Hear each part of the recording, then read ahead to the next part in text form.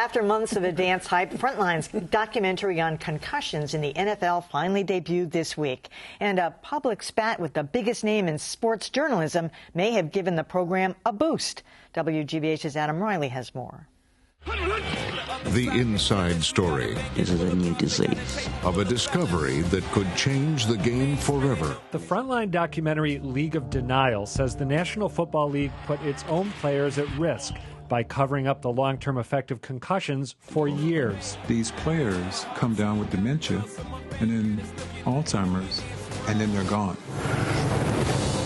That claim alone would have brought League of Denial a sizable audience. But Frontline was also boosted by a public falling out with the cable giant ESPN, which initially collaborated on the documentary before cutting ties this summer. ESPN makes billions televising NFL games, and Frontline's Michael Kirk says that's an internal conflict for the network. Disappointed. If I worked there, I would be disappointed. I would worry a little bit about how aggressive my network is going to be about covering things where we have clients that pay us. We pay them $2 billion and we earn $7 billion. That equation you don't want to fuss around with. Network president John Skipper says neither that nor pressure from the NFL had anything to do with the decision. Instead, Skipper says he was concerned about a lack of editorial control. But ESPN reporters still played a leading role in the film. I mean, the NFL has had this strategy of going nuclear on every time it goes to court. And the network gave it plenty of coverage. We hear the word cover-up. It's an unfair question to ask quickly, but is it a fair word to apply here? Which kind of makes you wonder why ESPN and Frontline split in the first place. Or why they got together in the first place, because was this documentary ever going to run both on ESPN and Frontline? I'm not really sure about that. It was always a PBS documentary. I think it was a brilliant strategy to get ESPN into this because they carry so much weight in the NFL world, but I'm not sure why ESPN, knowing that Frontline isn't going to concede any editorial territory either.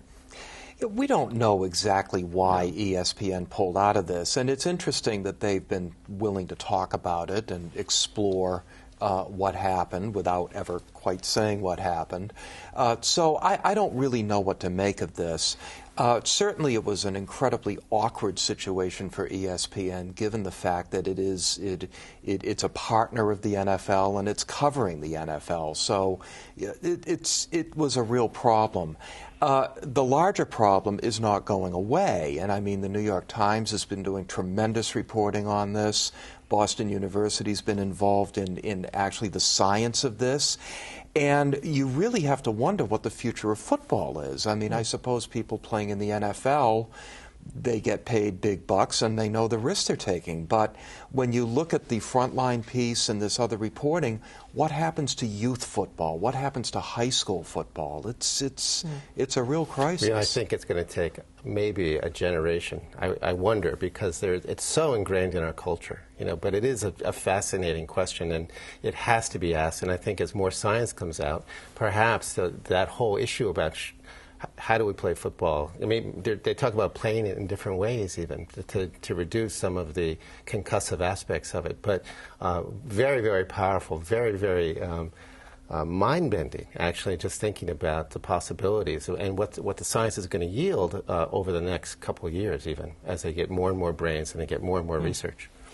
Frontline's been given the compliment, as it is deserving, of having synthesized a lot of stuff that was already out there. I've seen 2 or 3 very powerful documentaries about this issue. But to your point, a combination of Frontline and ESPN, even for a moment, was pretty powerful and enticing to people to say, oh, I should pay attention to this.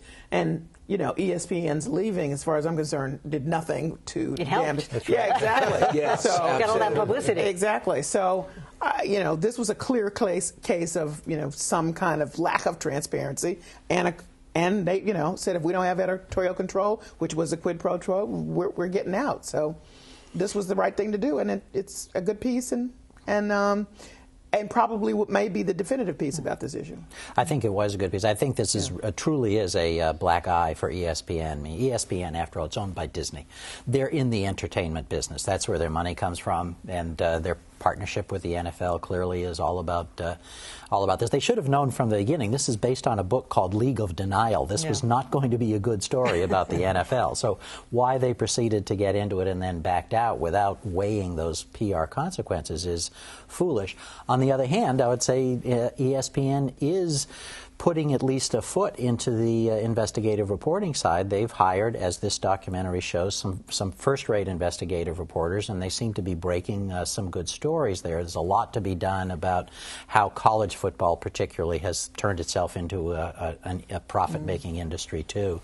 But this was a black eye for them, and I think if nothing else, it may cause them to go back, ask the question about where their strategic direction is, and then clear it out. Yes, it's very possible they'll double down on this because, as you pointed out, they do have a good investigative team, and they may go after it themselves. Yeah, it could be. But the answer here is make people play football without helmets, and then it would be a little different game. The people like Derek Sanderson are actually arguing for that. Yeah. Return to the leather helmets might make a big difference.